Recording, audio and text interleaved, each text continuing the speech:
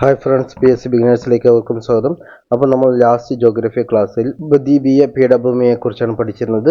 ഉപദ്വീപീയ പീഠഭൂമി എവിടെയൊക്കെയാണ് അതിൻ്റെ അതിർത്തികളുള്ളത്, എന്തൊക്കെയാണ് അവയുടെ പ്രത്യേകത, അതിൻ്റെ ആകൃതി ത്രികോണ സമാനമാണെന്നൊക്കെ പഠിച്ചിരുന്നു. പീഠഭൂമി എന്ന് പറഞ്ഞാൽ എന്താണെന്ന് പഠിച്ചിരുന്നു. പിന്നെ പടിഞ്ഞാറ് പശ്ചിമഘട്ടം, പൂർവ്വഘട്ടം അവ എന്താണെന്ന് പഠിച്ചിരുന്നു. ഡക്കാൻ പീഠഭൂമിയെക്കുറിച്ച് പഠിച്ചു. മധ്യ ഉന്നത തടത്തെക്കുറിച്ച് നോക്കിയിരുന്നു. അതുപോലെ തന്നെ നമ്മുടെ ഉപദ്വീപീയ പീഠഭൂമിയിലെ നദികളെക്കുറിച്ച് നമ്മൾ നോക്കിയിരുന്നു.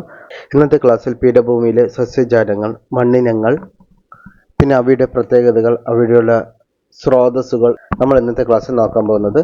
അപ്പോൾ പീഠഭൂമിയിലെ നൈസർഗിക സസ്യജാലം. ഓരോ പ്രദേശത്തിൻ്റെയും കാലാവസ്ഥയ്ക്കും ഭൂപ്രകൃതിക്കും അനുസൃതമായാണ് നൈസർഗിക സസ്യജാലങ്ങൾ രൂപം കൊള്ളുന്നത്. ഉപദ്വീപീയ പീഠഭൂമിയിലെ നൈസർഗിക സസ്യജാലങ്ങൾ എന്ന് പറയുന്നത്, ഒന്നാമത്തത് ഉഷ്ണമേഖല ഇലപൊഴിയും കാടുകളാണ്. ഉപദ്വീപീയ പീഠഭൂമിയിലെ ഏറ്റവും വ്യാപകമായ സ്വാഭാവികമായ വനങ്ങളാണ് ഇവ.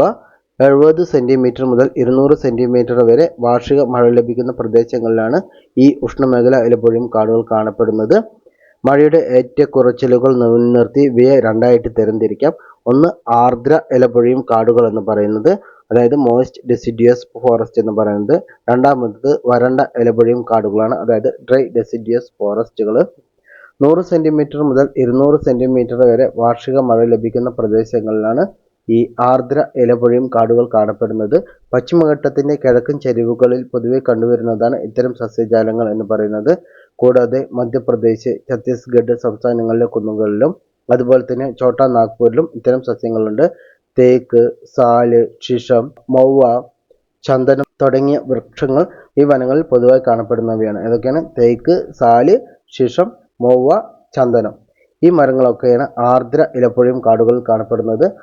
100 സെൻറ്റിമീറ്റർ മുതൽ 200 സെൻറ്റിമീറ്റർ വരെ വാർഷിക മഴ ലഭിക്കുന്ന ഉപദ്വീപീയ പീഠഭൂമിയിൽ കാണപ്പെടുന്ന സസ്യജാലങ്ങളാണ് ആർദ്ര ഇലപ്പൊഴിയും കാടുകൾ എന്ന് പറയുന്നത്. ഈ ഉഷ്ണമേഖല ഇലപ്പൊഴിയും കാടുകളെ രണ്ടായി തരംതിരിച്ചതിൽ ഒന്നാണ് ആർദ്ര ഇലപ്പൊഴിയും കാടുകൾ എന്ന് പറയുന്നത്. ഇനി 70 സെൻറ്റിമീറ്റർ മുതൽ 100 സെൻറ്റിമീറ്റർ വരെ വാർഷിക മഴ ലഭിക്കുന്ന പീഠഭൂമിയുടെ ഇതരഭാഗങ്ങളിൽ വരണ്ട ഇലപ്പൊഴിയും കാടുകളാണ് കാണപ്പെടുന്നത്. മഴ തീരെ കുറഞ്ഞ മേഖലകളോടടുക്കുമ്പോൾ ഇത് മുൾക്കാടുകൾക്കും കുറ്റിച്ചെടികൾക്കും വഴിമാറുന്നു. വരൾച്ച കാലമെത്തുന്നതോടുകൂടെ ഈ സസ്യങ്ങൾ പൂർണ്ണമായും ഇലപൊഴിക്കുകയും വനങ്ങൾ ഇലകളില്ലാത്ത സസ്യങ്ങൾ നിറഞ്ഞ പുൽമേടുകളായി മാറുകയും ചെയ്യുന്നു. തേക്ക്, റോസ് വുഡ്, ആക്സൽ വുഡ്, മുളവർഗ്ഗങ്ങൾ തുടങ്ങിയവ ഇവിടെ സാധാരണമാണ്. അപ്പോൾ ആർദ്ര ഇലപൊഴിയും വനങ്ങളിൽ കാണപ്പെടുന്ന മരങ്ങളാണ് തേക്ക്, സാല്, ശിഷം, മൗവ, ചന്ദനം. അതേസമയം വരണ്ട ഇലപൊഴിയും കാടുകളിൽ കാണപ്പെടുന്നവയാണ് തേക്ക്, റോസ് വുഡ്, ആക്സൽ വുഡ്, മുളവർഗ്ഗങ്ങൾ തുടങ്ങിയവ. ഇനി അടുത്ത വിഭാഗമാണ് ഉഷ്ണമേഖല മുൾക്കാടുകൾ. 75 സെൻറ്റിമീറ്ററിൽ താഴെ വാർഷിക മഴ ലഭിക്കുന്നതും ഉയർന്ന താപനിലയുള്ളതുമായ പ്രദേശങ്ങളിലാണ് ഇത്തരം സസ്യജാലങ്ങൾ പൊതുവായി കാണപ്പെടുന്നത്. അങ്ങിങ്ങായി ഉയരം കുറഞ്ഞ മരങ്ങൾ കാണപ്പെടുന്നു. അക്കേഷ്യ, യൂഫോർബിയ, ഈന്തപ്പന, ചിലയിനം പുൽവർഗ്ഗങ്ങൾ തുടങ്ങിയവയാണ് പ്രധാന സസ്യങ്ങൾ എന്ന് പറയുന്നത്. പശ്ചിമഘട്ടത്തിൻ്റെ കിഴക്കായിട്ട് മഹാരാഷ്ട്ര, കർണാടകം എന്നീ സംസ്ഥാനങ്ങളുടെ അർദ്ധമരുപ്രദേശങ്ങളിലും ആന്ധ്രാപ്രദേശ്, തെലങ്കാന, തമിഴ്നാട് സംസ്ഥാനങ്ങളിലെ വരണ്ട പ്രദേശങ്ങളിലും ഈ സസ്യജാലങ്ങളുണ്ട്. അപ്പോൾ ഈ ഉഷ്ണമേഖല മുൾക്കാടുകൾ കാണപ്പെടുന്ന എവിടെയാണ്? പശ്ചിമബംഗാളത്തിൻ്റെ കിഴക്ക് ഭാഗത്ത്. ആ ഒരു സ്ഥലത്ത് മഴനിഴൽ പ്രദേശമാണല്ലോ. അപ്പോൾ അവിടെ 75 സെൻറ്റിമീറ്റർ താഴെയായിരിക്കും വാർഷിക മഴ ലഭിക്കുന്നത്. അവിടെ, അതായത് പശ്ചിമഘട്ടത്തിൻ്റെ കിഴക്കായിട്ട് മഹാരാഷ്ട്ര, കർണാടകം എന്നീ സംസ്ഥാനങ്ങളിലും അതുപോലെ തന്നെ ആന്ധ്രാപ്രദേശ്, തെലങ്കാന, തമിഴ്നാട് സംസ്ഥാനങ്ങളിലെ വനപ്രദേശങ്ങളിലും ഈ ഉഷ്ണമേഖല മുൾക്കാടുകൾ കാണപ്പെടുന്നുണ്ട്. 75 സെൻറ്റിമീറ്റർ താഴെ വാർഷിക മഴ ലഭിക്കുന്നവയാണ്. ഉയർന്ന താപനിലയുള്ള പ്രദേശങ്ങളാണ് ഇത്തരം കാണുന്നത്. ഇനി ദക്ഷിണ പർവ്വത വനങ്ങൾ. പീഠഭൂമിയിലെ ഉയർന്ന പ്രദേശങ്ങളായ പശ്ചിമഘട്ടം, വിന്ധ്യനിരകൾ, നീലഗിരി കുന്നുകൾ എന്നിവിടങ്ങളിൽ കാണപ്പെടുന്ന സസ്യജാലങ്ങളെ പൊതുവിൽ എന്ത് പറയാം? ദക്ഷിണ പർവ്വത വനങ്ങൾ എന്ന് പറയാം.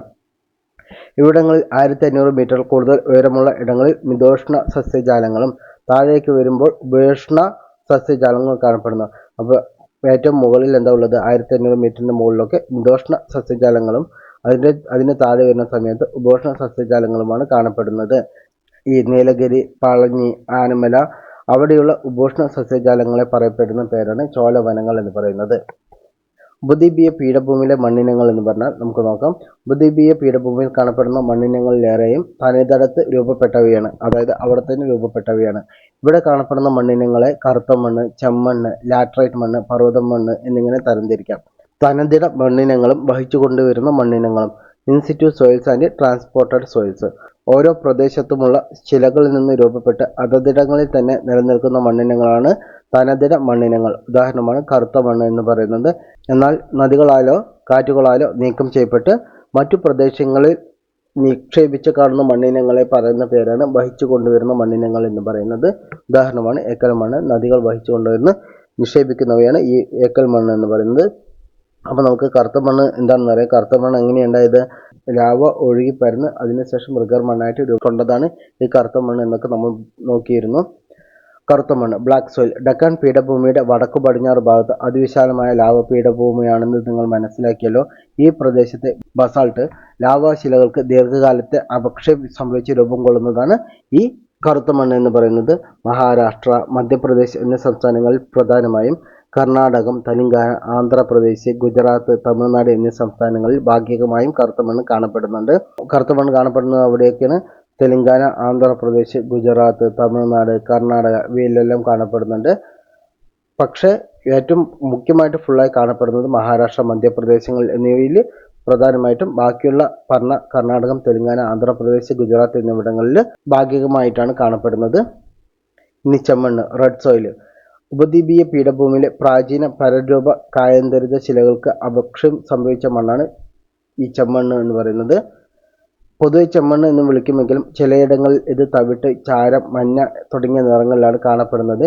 ഈ മണ്ണിൽ വലിയ തോതിൽ അടങ്ങിയിട്ടുള്ള ഇരുമ്പിൻ്റെ സാന്നിധ്യമാണ് ഈ ചുവപ്പ് നിറത്തിന് പ്രധാന കാരണം എന്ന് പറയുന്നത്. ഇനി ലാറ്ററൈറ്റ് മണ്ണാണ്. കനത്ത മഴയും വരൾച്ചയും മാറി മാറി അനുഭവപ്പെടുന്ന പ്രദേശങ്ങളിൽ മണ്ണിലെ സിലിക്ക, ചുണ്ണാമ്പ് തുടങ്ങിയ ലവണങ്ങൾ ഊർന്നിറങ്ങൽ പ്രക്രിയയിലൂടെ നീക്കം ചെയ്യപ്പെടുന്നതിൻ്റെ ഫലമായി രൂപപ്പെടുന്നതാണ് ഈ ലാറ്ററൈറ്റ് മണ്ണ് എന്ന് പറയുന്നത്. അപ്പോൾ പീഠഭൂമിയിൽ പശ്ചിമഘട്ടം, പൂർവ്വഘട്ടം, രാജ്മഹൽ കുന്നുകൾ, വിദ്യാസൽപുര പർവ്വതങ്ങൾ, മാൾവ പീഠഭൂമി തുടങ്ങിയ പ്രദേശങ്ങളിലാണ് പ്രധാനമായിട്ടും ഈ ലാറ്ററൈറ്റ് മണ്ണ് കാണപ്പെടുന്നത്. അപ്പോൾ ഈ ലാറ്ററൈറ്റ് മണ്ണ് ഉണ്ടാകുന്നത് എങ്ങനെയാണ്? മണ്ണിലെ സിലിക്ക, ചുണ്ണാമ്പ് തുടങ്ങിയ ലവണങ്ങളിൽ മഴ പെയ്ത് അത് ഊർന്നിറങ്ങൽ പ്രക്രിയയിലൂടെ നീക്കം ചെയ്യപ്പെടുന്നതിൻ്റെ ഫലമായിട്ടാണ് ഈ ലാറ്ററൈറ്റ് മണ്ണ് രൂപം കൊള്ളുന്നത്. ഇവ കാണപ്പെടുന്നത് എവിടെയൊക്കെയാണ്? പശ്ചിമഘട്ടത്തിലുണ്ട്, പൂർവ്വഘട്ടത്തിലുണ്ട്, രാജ്മഹൽ കുന്നുകളിലുണ്ട്, വിന്ധ്യാസൽപുര പർവ്വതങ്ങളുണ്ട്, മാൾവ പീഠഭൂമി ഇവയിലൊക്കെയാണ് ലാറ്ററൈറ്റ് മണ്ണ് കാണപ്പെടുന്നത്. ഇവ ഫലഭൂയിഷ്ഠത കുറഞ്ഞ മണ്ണാണ്. ഇവ കൃഷിക്ക് യോഗ്യമല്ല. പക്ഷേ ഫലപ്രയോഗത്തിലൂടെ തേയില, കാപ്പി, റബ്ബർ, അടയ്ക്ക തുടങ്ങിയ തോട്ടവിളകൾക്കായിട്ട് ഉപയോഗിക്കാം നമുക്ക്. ഇനി അടുത്താണ് പർവ്വത മണ്ണ്. പർവ്വത മണ്ണ് എന്ന് പറയുമ്പോൾ തന്നെ അറിയാം, മൗണ്ടൻസിൽ കാണപ്പെടുന്ന മണ്ണാണ് പർവ്വത മണ്ണ് എന്ന് പറയുന്നത്. ദക്ഷിണേന്ത്യയിൽ പർവ്വത മണ്ണ് കാണപ്പെടുന്നത് പശ്ചിമഘട്ട, പൂർവ്വഘട്ട മലനിരകളിലാണ്. കർണാടകം, തമിഴ്നാട്, കേരളം എന്നീ സംസ്ഥാനങ്ങളിൽ തോട്ടവിളകൾക്ക് പ്രത്യേകിച്ച് തേയില, കാപ്പി, സുഗന്ധദ്രവ്യങ്ങൾ, ഉഷ്ണമേഖല പഴവർഗ്ഗങ്ങൾ എന്നിവയുടെ കൃഷിക്ക് പർവ്വത മണ്ണ് ഏറ്റവും അനുയോജ്യമാണ്. ഇനി ഉപദ്വീപീയ പീഠഭൂമിയിലെ കൃഷി എന്ന് പറയുന്നത് നോക്കാം. സമതല പ്രദേശങ്ങളെ അപേക്ഷിച്ച് പീഠഭൂമി പ്രദേശങ്ങൾ പൊതുവെ കൃഷിയോഗ്യമല്ല. കാരണം സമതല പ്രദേശങ്ങളിൽ ഓൾറെഡി നദികൾ വന്നിട്ടുള്ള ഏക്കൽ മണ്ണ് കൊണ്ട് ഫലഭൂയിഷ്ടമായിട്ടുള്ളതാണ്. നെല്ല്, ഗോതമ്പ്, പരുത്തി, കരിമ്പ്, പുകയില തുടങ്ങിയ വിളകളും തോട്ടവിളകളായ കാപ്പി, തേയില തുടങ്ങിയവയും ഉപദ്വീപീയ പീഠഭൂമിയുടെ വിവിധ ഭാഗങ്ങളിൽ കൃഷി ചെയ്തു വരുന്നു. നിമ്നോന്നതമായ ഭൂപ്രകൃതി, നീരൊഴുക്കൽ കാർന്നെടുക്കപ്പെട്ട മേൽമണ്ണ്, ചെങ്കുത്തായ ചരിവുകൾ, മേൽമണ്ണിൻ്റെ കനക്കുറവ്, അനാവൃത ശിലകൾ, ഇടയ്ക്കിടെയുള്ള കുന്നുകൾ തുടങ്ങിയ കാരണങ്ങളാൽ ചിലയിടങ്ങളിൽ മാത്രമേ കൃഷി സാധ്യമാകുകയുള്ളൂ.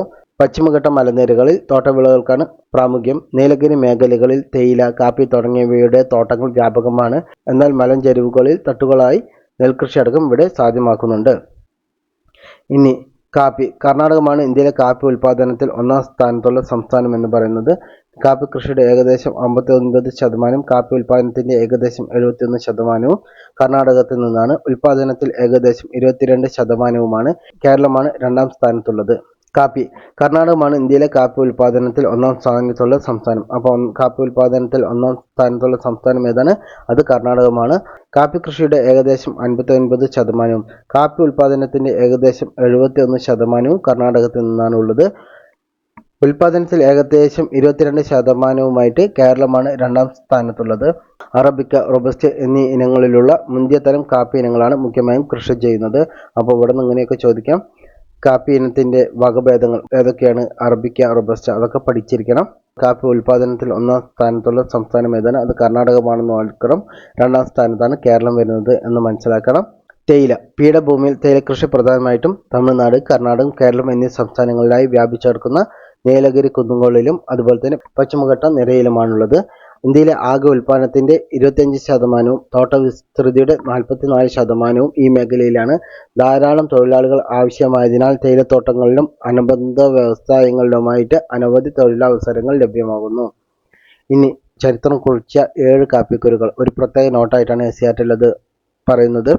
17ാം നൂറ്റാണ്ടിന്റെ അവസാനത്തോടെയാണ് ഇന്ത്യയിൽ കാപ്പി കൃഷി ആരംഭിച്ചത്. 17ാം നൂറ്റാണ്ടിന്റെ അവസാനത്തോടു കൂടി പറഞ്ഞാൽ 1690കളിൽ ആ ഒരു ഇതാണ് പറയേണ്ടത്. മുസ്ലിം പുരോഹിതനായിരുന്ന ബാബാ ബുദാനാണ് അറേബ്യയിൽ നിന്ന് 7 കാപ്പിക്കുരുക്കൾ ഇന്ത്യയിലെത്തിച്ച് കർണാടകത്തിലെ ചിക്കമംഗളൂരുവിലെ മലയോരത്ത് കാപ്പി കൃഷിക്ക് തുടക്കം കുറിച്ചത്. ഇന്ത്യൻ കാപ്പിയുടെ ജന്മദേശമായ ഈ പ്രദേശം, ഇന്ത്യൻ കാപ്പിയുടെ ജന്മദേശം ഏതാണ്? അത് വന്നിട്ട് ചിക്കമംഗലുവാണ്. അതവിടെയാണുള്ളത്, കർണാടകത്തിലാണുള്ളത്. ജന്മദേശമായ ഈ പ്രദേശം ബാബാ ബുദൻ കുന്നുകൾ എന്നറിയപ്പെടുന്നതാണ്. ബാബാ ബുദൻ കുന്നുകൾ ബ്രിട്ടീഷ് ഭരണകാലത്തും തുടർന്നും കാപ്പിത്തോട്ടങ്ങളും കാപ്പി വ്യവസായവും കൂടുതൽ വികസിക്കുകയാണ് ചെയ്തത്. ഇനി കരിമ്പ്. ഉത്തരേന്ത്യൻ സമതലങ്ങളിലാണ് കൂടുതൽ കരിമ്പ് കൃഷി ഉള്ളതെങ്കിലും കരിമ്പ് കൃഷിക്ക് ഏറ്റവും അനുയോജ്യമായ കാലാവസ്ഥയൊരുക്കുന്നത് ഡെക്കാൻ പീഠഭൂമിയുടെ പ്രദേശമാണ്. ഇവിടുത്തെ അനുകൂല ഘടകങ്ങൾ എന്തൊക്കെയാണ്? അത് വന്നിട്ട് ഒന്ന്, ഡെക്കാൻ പീഠഭൂമിയിലെ കറുത്ത ലാവ മണ്ണാണ്. ഉഷ്ണമേഖല കാലാവസ്ഥയും ദീർഘമായ വിളവെടുപ്പ് കാലവുമാണ്. പിന്നെ ഉഷ്ണമേഖലയിൽ വിളയുന്ന കരിമ്പിൽ താരതമ്യേന ഉയർന്ന അളവിലുള്ള സുക്രോസ് അംശവും. ഇതൊക്കെയാണ് കരിമ്പ് കൃഷിയെ ഉപദ്വീപീയ പീഠഭൂമിയിൽ അനുയോജ്യമാക്കുന്നത്. അടുത്തത് പരുത്തി. പരുത്തി ഒരു ഖാരിഫ് വിളയാണെങ്കിലും ഉപദ്വീപീയ ഇന്ത്യയിൽ ഒക്ടോബർ മാസത്തോടെ കൃഷി ആരംഭിച്ച് ജനുവരി മുതൽ മെയ് മാസങ്ങളിലായിട്ട് വിളവെടുപ്പ് നടത്തുന്നു. അപ്പോൾ ഖാരിഫ് വിള പറഞ്ഞാൽ മൺസൂൺ കാലഘട്ടത്തിൽ നടത്തുന്നതാണ് ഈ ഖാരിഫ് വിളകൾ എന്ന് പറയുന്നത്. റാബി വിളകൾ എന്ന് പറയുന്നത് വിന്റർ സമയത്തും സെയ്ദ് എന്ന് പറയുന്നത് സമ്മർ ടൈമിലും നടത്തുന്ന കൃഷിയാണ് ഈ സെയ്ദ് എന്ന് പറയുന്നത്. അപ്പോൾ ഈ പരുത്തി ഒരു ഖാരിഫ് വിളയാണെങ്കിലും ഉപദ്വീപീയ എന്ത് ചെയ്യുന്നു? അത് ജനുവരി മുതൽ മെയ് മാസങ്ങളിലായിട്ട് വിളവെടുപ്പ് നടത്തുകയാണ് ചെയ്യുന്നത്. ജനുവരിയിൽ ആരംഭിച്ചിട്ട് മെയ് മാസങ്ങളിൽ വിളവെടുപ്പ് നടത്തുകയാണ് ചെയ്യുന്നത്. കാരണം വളർച്ചയുടെ 7 മാസത്തോളം മഞ്ഞ് ഉണ്ടാകാൻ പാടില്ല. 21 ഡിഗ്രി മുതൽ 30 ഡിഗ്രി സെൽഷ്യസ് വരെ താപനിലയിലും 50 സെന്റിമീറ്റർ മുതൽ 100 സെന്റിമീറ്റർ വരെ വാർഷിക വർഷപാതവുമാണ് പരുത്തി കൃഷിക്ക് ആവശ്യം. എന്നാൽ മഴ കുറഞ്ഞ പ്രദേശങ്ങളിലും ജലസേചന സഹായത്തോടെ പരുത്തി കൃഷി ചെയ്യാൻ പറ്റും. ഡക്കാൻ, മാളവ പീഠഭൂമി പ്രദേശങ്ങളിലെ കറുത്ത മണ്ണാണ് പരുത്തി കൃഷിക്ക് ഏറ്റവും അനുയോജ്യം. അതുകൊണ്ട് തന്നെയാണ് പരുത്തി എന്ത് ചെയ്യുന്നത്? മഹാരാഷ്ട്ര, ഗുജറാത്ത് ഭാഗങ്ങളിൽ ഉള്ളത്. രാജ്യത്തെ ആകെ ഉൽപ്പാദനത്തിൽ 1ാം സ്ഥാനം ഗുജറാത്തിനാണ്. മഹാരാഷ്ട്രയാണ് 2ാം സ്ഥാനത്ത്. ഈ ഗുജറാത്തിൽ ഉണ്ടാക്കിയിരിക്കുന്ന പരുത്തി തുണികൾ അത് കയറ്റുമതി ചെയ്യുന്ന അവിടെ വെച്ചാണ്, മുംബൈ തുറമുഖത്ത് വെച്ചാണ് കയറ്റുമതി ചെയ്യുന്നത്. അത് ഞാൻ കഴിഞ്ഞ ക്ലാസ്സിൽ പറഞ്ഞിരുന്നു. ഇനി അടുത്തത് ധാതുക്കളുടെ കലവറ. ഉപദ്വീപീയ പീഠഭൂമിയിലെ പരരൂപ ശിലാപാളികളിലും ഉയരം കുറഞ്ഞ കുന്നുകളിലുമാണ് ധാതു വിഭവങ്ങൾ ഏറെയും കേന്ദ്രീകരിച്ചിരിക്കുന്നത്. ഛോട്ടാ നാഗ്പൂർ പീഠഭൂമിയെ ധാതുക്കളുടെ ഹൃദയഭൂമി എന്ന് വിശേഷിപ്പിക്കുന്നു. ജാർഖണ്ഡ്, പശ്ചിമ ബംഗാൾ, ഒഡീഷ സംസ്ഥാനങ്ങളിലായി വ്യാപിച്ചു കിടക്കുന്ന ഛോട്ടാ നാഗ്പൂർ ഒഡീഷ പീഠഭൂമിയാണ് ഇന്ത്യയിലെ ഏറ്റവും സമ്പന്നമായ ധാതു മേഖല എന്ന് പറയുന്നത്. അപ്പോൾ ഇന്ത്യയിലെ ഏറ്റവും സമ്പന്നമായ ധാതു മേഖല ഏതാണ്? ഛോട്ടാ നാഗ്പൂർ ഒഡീഷ പീഠഭൂമി.